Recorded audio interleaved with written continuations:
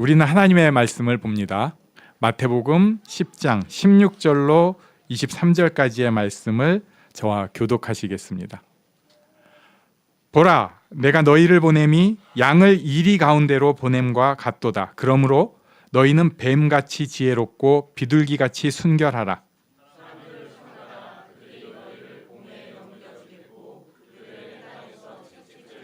또 너희가 나로 말미암아 총독들과 임금들 앞에 끌려가리니 이는 그들과 이방인들에게 증거가 되게 하려 하심이라.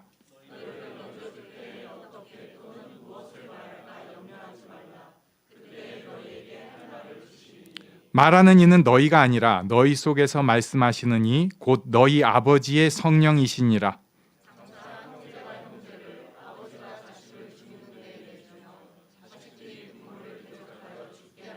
또 너희가 내 이름으로 말미암아 모든 사람에게 미움을 받을 것이나 끝까지 견디는 자는 구원을 얻으리라. 이 동네에서 너희를 박해하거든 저 동네로 피하라. 내가 진실로 너희에게 이르노니 이스라엘의 모든 동네를 다 다니지 못하여서 인자가 오리라. 아멘.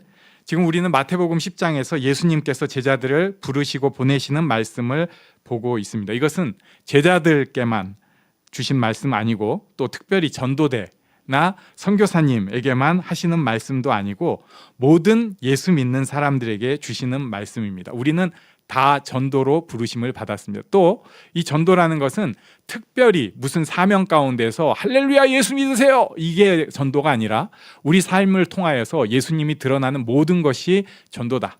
결국 우리의 삶은 전도의 삶일 수밖에 없다. 예수를 믿은 이상. 이것을 우리가 나누었습니다.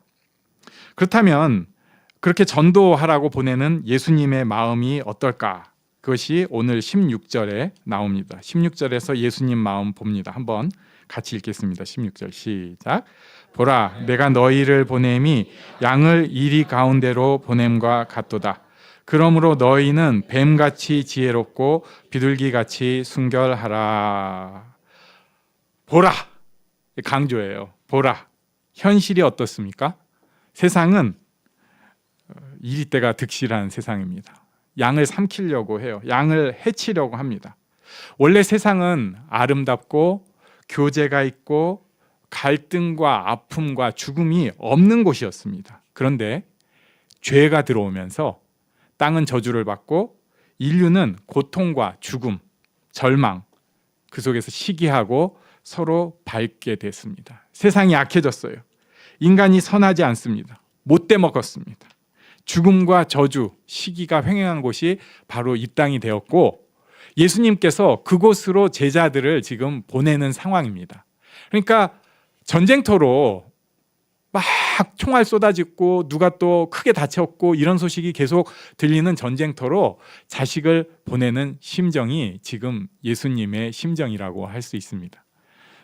예, 고생 많으셨습니다, 여러분. 여기 세상에서 산다는 것 자체가 보통 일이 아닙니다. 우리 옆에 계신 분에게 고생 많이 하셨습니다. 이렇게 얘기 좀 해주세요. 힘들어요. 서로가 서로를 망가뜨리고 그리고 그 위에 올라서려고 짓밟으려고 하는 것이 세상입니다. 그런데 더 문제가 있습니다. 그럼 나는 어떤가? 내가 나를 믿을 수 있는가?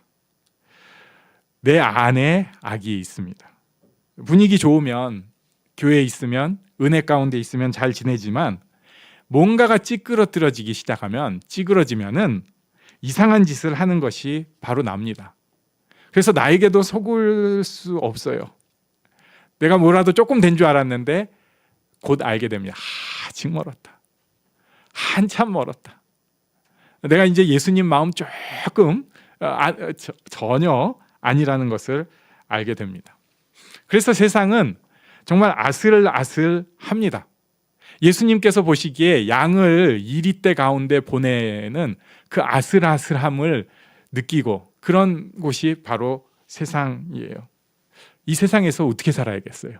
그것을 예수님께서 말씀하셨는데 아까 우리 읽은 16절 뒷부분에 보면은 너희는 뱀같이 지혜롭고 비둘기같이 순결하라고 말씀하셨습니다. 뱀같이 지혜롭고 비둘기같이 순결하라. 이것에 대해서 여러 해석들을 많이 받고 뭐 이단들도 뭐 별 얘기들을 다 하는데 제가 공감하는 해석을 말씀을 드리려고 합니다. 지금 우리는 뱀을 보기가 굉장히 어려운 때예요. 예전에 저 뱀 몇 번 봤습니다. 뭐 남자들 뻔히 하는 얘기 군대 가서 봤고요. 그 다음에 청년부 때 수련회 많이 다니고 선교 많이 다니는 사람들 하는 얘기 수련회 가서 봤습니다. 그래가지고 제가 몇 마리 잡았고 좀 몰라가지고 아궁이에 불 피는 데다가 뱀 집어 던져가지고 뱀이 불을 다 꺼버리더라고요. 그런 말도 안 되는 경험도 해본 적이 있고 그렇습니다. 그걸 왜 잡았나 몰라. 근데 전 또 잡아서 없애야 된다 생각을 했어요. 우리는 이제 그래서 뱀은 다큐멘터리나 영화에서 봅니다. 그래갖고 뱀 하면 어떤 생각이 드냐면은 이렇게 있다 갑자기 딱 해가지고 고개를 고추서오고 나를 공격하려는 이 뱀을 생각하는데 뱀을 좀 본 사람은 절대 그런 게 뱀이 아니라는 거 압니다. 뱀은요 사람을 굉장히 무서워합니다. 그래서 우리가 발자국만 쿵쿵 거리고 가잖아요. 그러면 뱀이 싹 다 도망갑니다. 정말 순식간에 뱀이 다 없어져요. 네, 이런 경험은 안 하시길 바랍니다. 네. 뱀은 숨는 거예요. 근데 지금 이 예수님께서 말씀을 하시는 요 지역에서는 뱀이 굉장히 흔했대요. 굴러다니는 게 뱀이에요. 그래가지고 사람이 이렇게 쓱 지나가면 뱀들이 싹 숨어서 없어지는 거예요. 뱀 다 치웠다. 또 예수님 오시고 또 누구 손님 오시면은 뱀을 집에서 그래도 다 쫓아내고 싶잖아요. 그러니까 들어가지고 던지고 뭐 쫓아내고 뱀을 이렇게 없앴는데 이 뱀이 또 신기해요. 분명히 없앴는데 장독대 딱 열면 거기서 이렇게 하고 막 또 거기서 도망가겠다고 뭐 이러고 있고 그래가지고 그거 집어서 던졌는데 광주리에서 이렇게 또 옆으로 하면 거기서 애도 놀래가지고 해가지고 막 뱀이 가고. 그러니까 뱀은 어떤 존재냐? 숨어요. 그런데 떡 나타나는 존재입니다. 피해요. 그런데 또 어디 있는 존재예요. 막 이렇게 자기를 드러내는 게 아니라 숨어 있는 것 같은데 결국은 어딘가에 있는 존재가 그때 당시에 뱀이었다. 이런 설명 보니까 제가 그러네. 그거 딱 예수 믿는 사람입니다. 조용히 티 안 나고 무슨 일 있는 것 같은데 조용해지는데 결국은 세상을 바꾸는 존재입니다. 그러니까 뱀의 지혜는요. 지금 죽이는 세상, 상처 주는 세상, 짓밟는 세상을 조용히 들어가서는 사랑하는 세상, 세워주는 세상, 그리고 안아주는 세상으로 바꿔가는 지혜라고 할 수 있습니다. 저는 우리가 교회에서만이라도 서로에게 이런 마음을, 이런 응원의 마음을 꼭 가지면 좋겠습니다. 한번 옆에 계신 분에게 당신을 응원합니다 말씀을 해주십시오. 예, 진심. 예. 그러면서도 비둘기처럼 순결하라고 합니다. 이게 어렵습니다. 왜냐하면은 조용히 숨는 거는 어느 정도 가능할 것 같은데 비둘기처럼 순결하라는 것은 세상 방식하고는 다른 스타일이 있다는 거예요. 그래서 크리스찬은 어쩔 수 없이 억울함, 손해, 아픔, 대가가 있을 수밖에 없습니다. 이게 내 죄 때문이 아니라 세상을 거스르다 보니까 생기는 아픔이 있다는 것입니다. 이 지혜, 이 순결을 위해서 더 설명을 해주시는 것이 17절부터의 내용입니다. 17절에 보면은 사람들을 삼가라고 말씀을 하고 있는데요. 사람들을 조심하라고 하고 계시는 거예요. 전도 대상이면서도 사랑의 대상이면서도 나를 상처 주고 힘들게 하는 게 사람이니까 삼가라고 합니다. 나는 사랑해야 하는데 저 사람은 나를 잡아먹으려고 하는 게 당연히 있을 수 있다는 거예요. 그래서 조심해야 된다. 사람 조심해야 된다. 그리고 나서 18절 말씀을 또 해주십니다. 우리 18절은 같이 읽겠습니다. 시작. 또 너희가 나로 말미암아 총독들과 임금들 앞에 끌려가리니 이는 그들과 이방인들에게 증거가 되게 하려 하심이라. 아멘. 18절 말씀해 보니까 끌려간다. 결국 고통을 당한다는 얘기입니다. 그런데 18절 뒤에 보면요. 끌려가는 것이 증거가 된다고 말씀하고 있습니다. 그래서 오늘 말씀의 포인트 첫 번째. 고통이 예수 믿는 사람의 능력을 드러냅니다. 고통이 예수 믿는 사람의 능력을 드러냅니다. 예수 믿는 사람의 능력은 끌려갈 때 나타나게 됩니다. 왜 현대 교회가 힘이 없을까요? 왜 현대 크리스찬이 능력이 없을까요?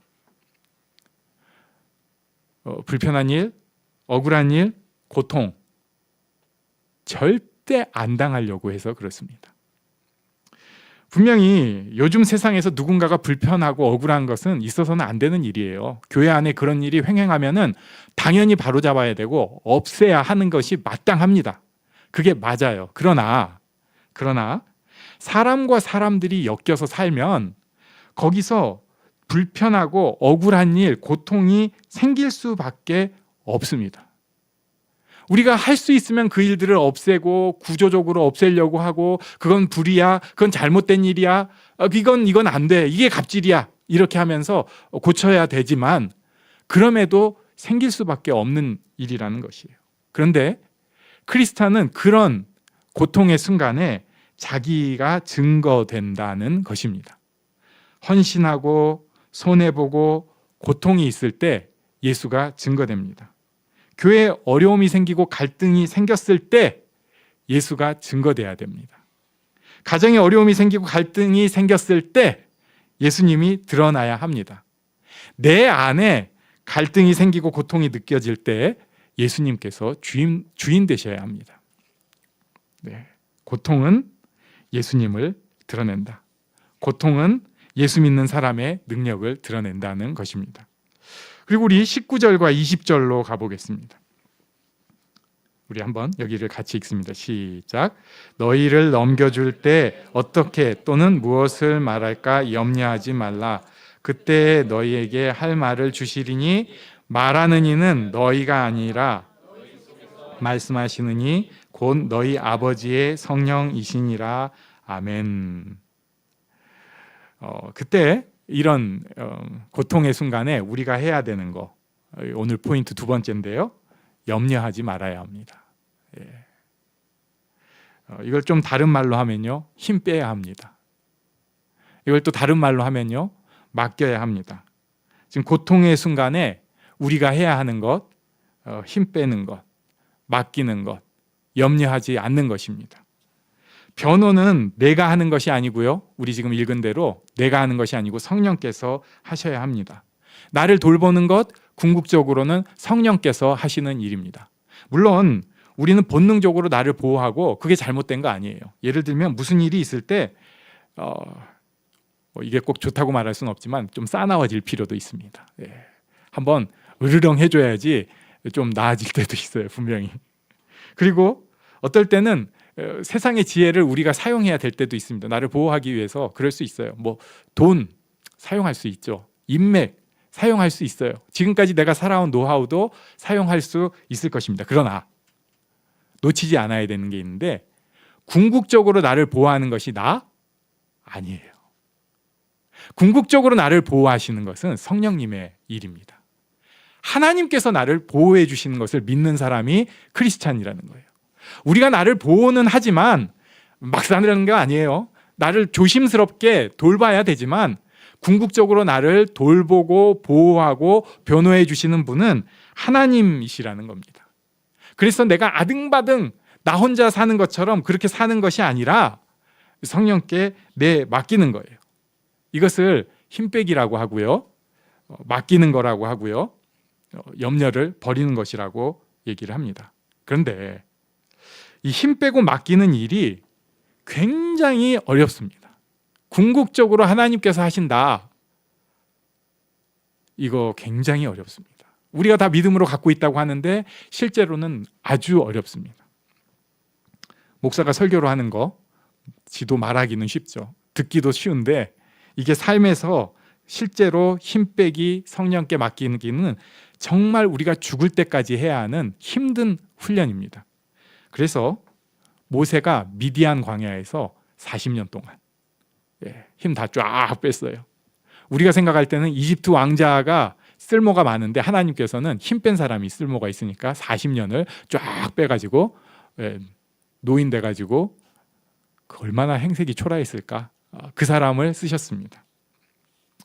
다윗이 시편을 통해서 우리에게 정말 위대한 시들을, 그 하나님의 심정을 알려주는 시들을 전해줍니다. 근데 이 시들을 남기도록 다윗은 죽을 고생, 성적인 유혹에다가 게다가 자녀 고생까지 아주 겁나게 빡시게 했습니다.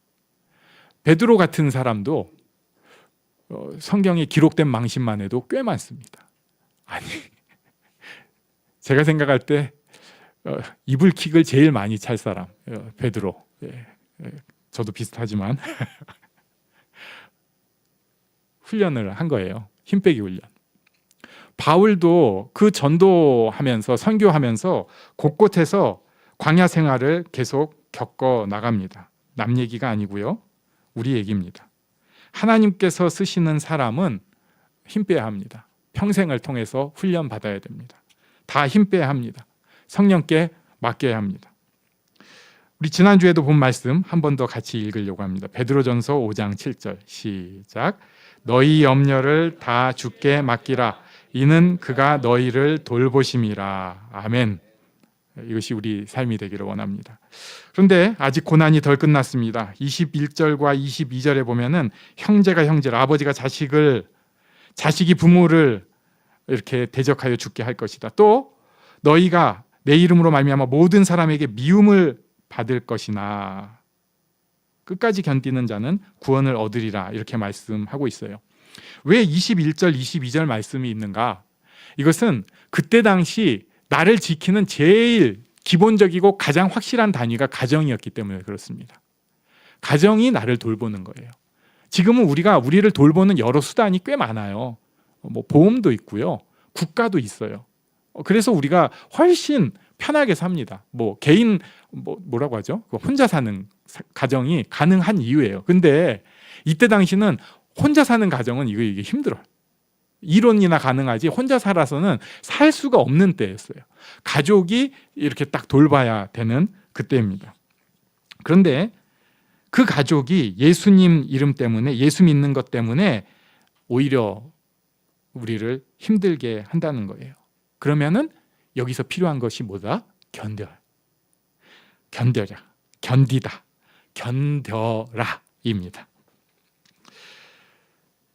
우즈벡이 이슬람이 실제로 많잖아요. 그러다 보니까 거기서 제가 직접 보고 들은 이야기입니다. 여기서도 가족이 굉장히 중요합니다. 그런데 어떤 자매가 부모님 몰래 예수를 믿었어요. 그리고 우즈벡 같은 이슬람 국가는 굉장히 일찍 시집 보냅니다. 20이 되면 보통 시집을 보내요. 그리고 25 넘으면 안 됩니다. 그래가지고 이것도 결혼을 어떻게 연애하고 이런 게 아니라 그냥 시집을 보냈어요. 그러니까 이 자매는 보내진 거죠. 그런데 자기 집에서는 그래도 자유가 있으니까 몰래 예수 믿는 게 가능했는데 시집 가고 나니까 이게 안 된 거예요. 그래가지고 예수 믿는 것이 시댁에 발각됐습니다. 근데 그 시댁이 또 아주 독실한 이슬람이었나 봐요. 그래가지고 이 자매를 친정에다가 그냥 돌려보내 버렸어요. 아직도 그런 나라예요. 아버지가 또 자기네 가문의 가정의 체면을 깎았다고 열받아가지고 자매를 가두었습니다. 그리고는 두들겨 패기 시작했습니다. 막 강목으로 치다가 지쳤다고도 해요. 그러고도 분이 안 풀려가지고 예수 귀신 쫓아내야 된다고 막 오토바이 체인으로 때려가지고 자매가 죽게 됐습니다. 거의 죽게 됐는데 그 이모가 거기서 지혜를 발휘해가지고 이 선교사님이랑 연결을 시켜줬어요. 그래가지고 이분이 이제 사업가로 위장이 돼 있으니까 그 일하면서 예수 믿으면서 진짜로 어떻게 살아야 되는지 그 독과 상처를, 힘들었던 얘기를 제가 볼 때는 지금은 독이 다 빠져가지고 멀쩡해 보이지만 그 독을 뺀 실제 사건을 얘기를 해주시더라고요. 이런 상황이 있을 수 있다는 거예요. 나를 제일 보호하는 가장 기본적인 단위였는데 오히려 나를 공격하는 것 같다는 거죠. 물론 그런데 우리나라에는 이런 일 없습니다. 있으면 큰일 나죠. 그러나 저는 이 말씀 보면서 확실히 깨달은 게 있어요. 가족을 통해서 주시는 훈련이 있습니다. 제일 어렵습니다. 다른 것도 사실 힘들어요. 그런데 어떻게 다른 것은 오늘 표현대로 하면 견디면 되겠는데, 가족을 통해서 주시는 훈련은 견디기도 힘들어요. 너무 힘듭니다. 다른 훈련 괜찮아. 근데 가족을 통한 훈련은 이거는 좀 없으면 좋겠습니다. 그래서 성경의 표현도 끝까지 견디는 자는 구원을 얻으리라. 끝까지 견디는 자는 구원을 얻으리라. 이게 힘드니까 이렇게 말씀을 하신 거예요. 그런데 여기서 중요한 말씀을 오늘 우리가 꼭 체크를 한번 마지막으로 해야 됩니다. 우리 23절을 같이 읽겠습니다. 23절 시작. 이 동네에서 너희를 박해하거든 저 동네로 피하라. 내가 진실로 너희에게 이르노니 이스라엘의 모든 동네를 다 다니지 못하여서 인자가 오리라. 아멘. 이스라엘의 모든 동네를 다 다니지 못하여서 인자가 오리라. 인자가 온다고 하니까 이거 가지고 또 해석을 얼마나 요란하게 하는지 몰라요. 예수님 재림에 대한 것이다. 아니면 조금 역사를 아는 사람은 이거 AD 70년에 예루살렘 멸망에 대한 말씀이다. 이렇게 주장하는 게 있는데, 제일 맞는 해석은 이 본문을 그냥 본문대로 보는 것입니다. 지금 예수님께서 제자들을 전도대로 보내신 거잖아요. 동네로. 그런데 예수님께서 이 전도 훈련을 보고 계시는 거예요. 그러다가 필요한 그때, 아니면 여기까지다 하는 그때 딱 가서 훈련 종료시킨다는 거예요. 그러니까 이 말씀의 포인트는 너네가 지금 전도대로 이렇게 가서 훈련을 받고 있는데 이거 훈련이야. 너네를 죽이려고 하는 거 아니야. 너네를 고통스럽게 하고 너네를 멸망시키려는 게 아니고 이게 훈련이다. 딱 그때가 되면 내가 가서 끝내줄게. 내가 가서 이 훈련을 종지부 찍어줄게. 세 번째 포인트는 훈련의 끝이 있다는 것입니다. 우리는 요 믿음이 없어요. 게다가 가족에 대한 일이면은 이 끝이 안 날 것 같아요. 왜냐하면 같이 지내니까, 또 가족의 연이 있으니까. 그러나 끝까지 견딜 때 예수님의 때가 되면 그것을 끝을 딱 내주십니다. 우리가 생각하는 것은 이 땅에서 일어나는 일들, 가족 간의 갈등도 그냥 어쩌다 보니 우연으로 생긴 일로 크게 착각을 하고 있습니다. 세상에 예수 믿는 사람에게 우연은 없습니다. 가끔은 이해가 안 되는 일은 있을 수 있어요. 그런데 하나님께서 우리를 훈련시키는 과정이라는 것입니다. 고통스럽기도 하고 못 견딜 것 같은 것도 있지만 하나님께서 정교하게 우리를 훈련시켜 주시는 것입니다. 가끔은 그냥 저는 무슨 저희 모세나 다윗이나 바울 같은 사람이나 훈련 받고요, 목사님이나 훈련 받으시라고 하고 저는 아니에요 라고 하고 싶은데, 하나님의 훈련은 차별이 없습니다. 그 사람한테 맞춤형으로 제가 생각할 때는 조금 과하게, 어떨 땐 너무 과하게 반드시 훈련의 때를 주셔요. 그리고 이 고통을 견딜 때, 그 순간이 됐을 때 브레이크를 딱 걸어주십니다. 그냥 세상이 생각하는 해결이 아니고요, 놀라운 하나님의 해결을 허락하십니다. 참 신기해요. 진짜 크리스찬은 이런 일들을 다 겪어내야 합니다. 교회가 많은 것을 보호해주고 교회에서 많이 격려를 하지만 결국은 우리가 다 한 사람 한 사람이 이런 상황들을 겪어내야 돼요. 우리는 이리가 가득한 세상에 보내어진 양과 같은 모습입니다. 근데 이런 일들을 겪어야지 예수 믿는 기쁨이 뭔지를 알게 됩니다. 예수 믿는 능력이 뭔지를 알게 됩니다. 욥기 23장 10절 말씀을 우리 마지막으로 같이 읽겠습니다. 시작. 그러나 내가 가는 길을 그가 아시나니 그가 나를 단련하신 후에는 내가 순금같이 되어 나오리라. 아멘. 오늘은 전도의 현장, 삶의 현장에서 잊지 말아야 할 것 세 가지를 생각을 했습니다. 첫 번째는 고통이 예수를 드러나게 합니다. 믿음의 능력을 드러나게 합니다. 두 번째는 맡겨야 합니다. 세 번째는 이 훈련에는 하나님의 때 하나님의 끝이 있습니다. 이것을 믿음으로 이 땅에서 하나님의 복을 누리고 성장해가는 우리 모두가 되기를 원합니다. 아멘.